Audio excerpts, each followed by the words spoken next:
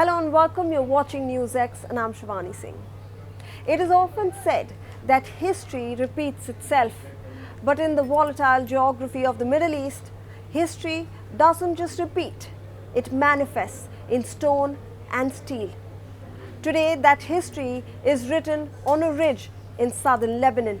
For the first time in 26 years, the Israeli flag is flying over the ramparts of the Beaufort Castle. This isn't just a tactical gain, it is a profound, symbolic milestone in the ongoing 2026 Lebanon war.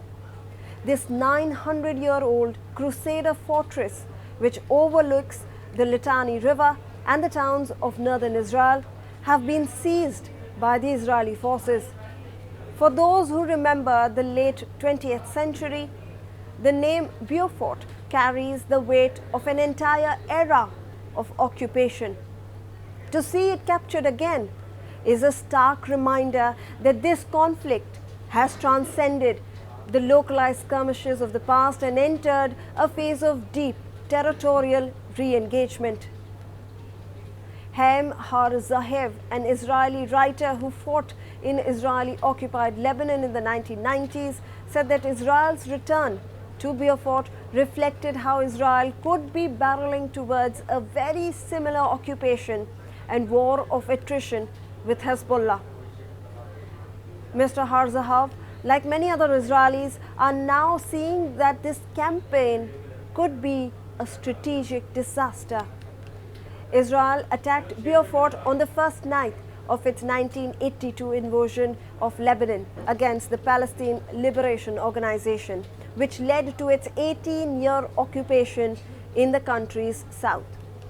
Hezbollah and its allies ultimately forced Israel to withdraw. In the years since, the Iran-backed militants have fought multiple wars with Israel, and most recently in 2024. So why does this matter now? To understand the strategic shift, we have to look at the why behind this incursion.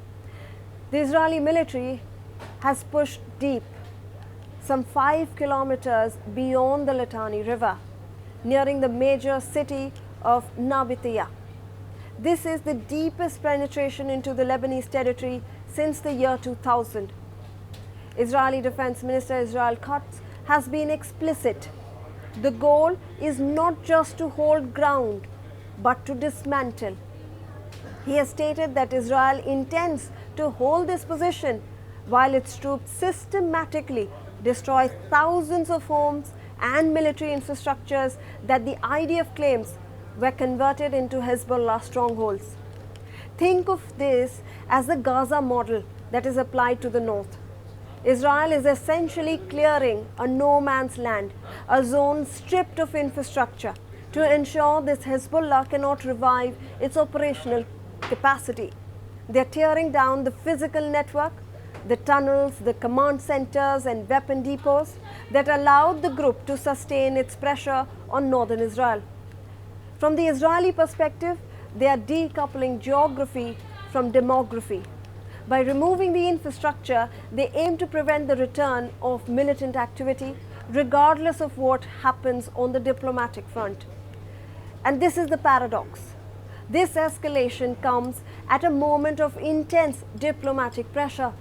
US Secretary of State Marco Rubio is actively pushing a gradual de-escalation plan. Negotiations are scheduled for this week in Washington, involving representatives from both Israel and Lebanon. Yet on the ground, the reality is moving in the exact opposite direction. The US is pushing for a sequence. Hezbollah stops firing, and in return, Israel halts its expansion. But the response from the Lebanese side, particularly from Parliament Speaker, a key ally of the Hezbollah, has been described by the US officials as evasive and disappointing. Now, the Israeli Prime Minister Benjamin Netanyahu has responded by doubling down. He has essentially told the international community that until the threat to northern Israel is fundamentally erased, the military engine will not stop.